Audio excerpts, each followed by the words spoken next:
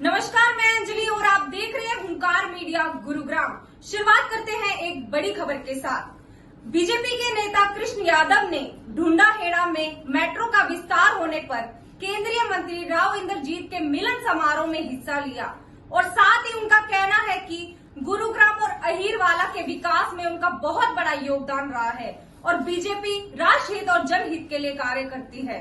BJP के नेता Krishna Yadav transport के भी प्रधान है। राव इंद्रजीत सिंह ने कहा कि हरियाणा सरकार की अनुशंसा व उनके प्रयासों से केंद्र सरकार ने इस महत्वपूर्ण परियोजनाओं को स्वीकृति प्रदान की है। उन्होंने मुख्यमंत्री श्री मनोहर लाल का आभार व्यक्त करते हुए कहा कि पूरे परियोजनाओं का आधा खर्च हरियाणा सरकार द्वारा वहन किया जा रहा है।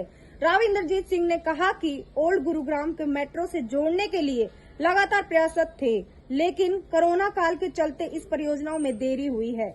उन्होंने कहा कि वे प्रधानमंत्री श्री नरेंद्र मोदी का आभार व्यक्त करते हुए उन्होंने ओल्ड गुरुग्राम के निवासियों की आवाज को भी सुना। राव इंद्रजीत सिंह ने कहा कि अब धरातल पर काम शुरू होगा। कृष्ण यादव गुरुग्राम ट्रांसपोर्ट के प्रधान हैं। उन्होंने कहा कि उन्होंने पूरे भारत को देखा है, साथ ही बीजेपी ट्रांसपोर्ट के लिए नई नई योजना बना रही है और साथ में उन्होंने बताया कि आजकल सब कुछ कंप्यूटर पर उपलब्ध हो जाता है। गुरुग्राम में 5,452 करोड़ रुपए की लागत से 28.50 किमी रूट पर बनेंगे 27 स्टेशन। राव इंद्रजीत करेंगे हेली मंडी में बहुत बड़ी रैली।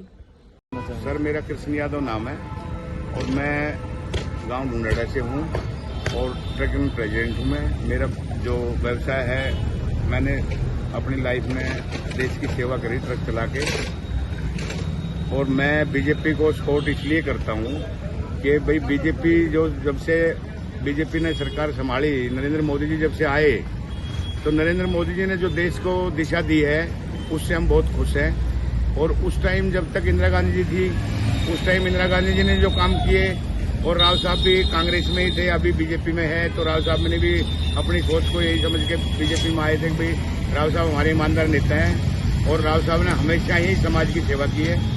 और आज भी राव साहब ने ये जो काम कार्य किया है समाज के लिए, बीजेपी इसको अपने सिरे से बिल्कुल नहीं नकारेगी और जल्दी से जल्दी इस प्रोजेक्ट को पूरा करेगी। सर, मेरा एक क्वेश्चन आपसे है सर, आप ट्रांसपोर्टर हो, बड़े ट्रांसपोर्टर हो और जिला अध्यक्ष भी हो, आज भी ये माना जा रहा है कि जो ट्रक ड्राइवर हैं उनको पुलिस तंग करती है, उससे कैसे छूटता है? सर, पुलिस तंग करती है, इससे हम बहुत दुखी हैं और बीजेपी ने इसका बहुत सुधार किया है। और बीजेपी ने जितना ट्रक ड्राइवर को सम्मान दिया किसी सरकार ने नहीं दिया है। जहां जहां कांग्रेस की सरकार है वहां मेरा ट्रक ड्राइवर बहुत ज्यादा ही परेशान है और उनकी बहुत व्यवस्था खराब है।